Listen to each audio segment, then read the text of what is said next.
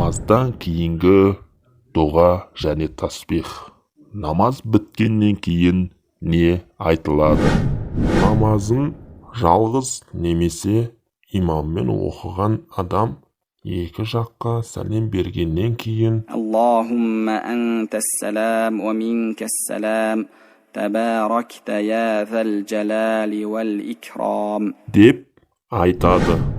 Кейін үш рет أستغفر الله العظيم الذي لا إله إلا هو الحي القيوم وأتوب إليه деп айтады.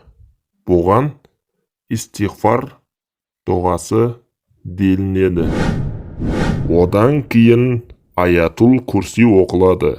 Және артынан 33 рет Субханаллах, 33 рет Альхамдулилла, 33 рет Аллаху Акбар және бір рет لا إله إلا الله وحده لا شريك له له الملك وله الحمد وهو على كل شيء قدير деп айтылады.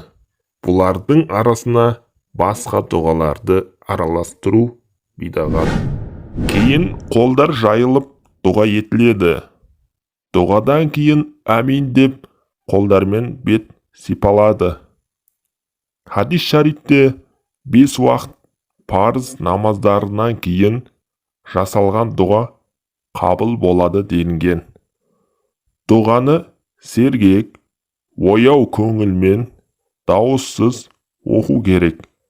Дұғаны тек намаздардан кейін ғана немесе белгілі бір уақыттарда ғана жасау және белгілі бір нәрселерді жаттап алып тақпақ оқығандай судыратып не оқып жатқанын білмей дұға ету махрух болып табылады.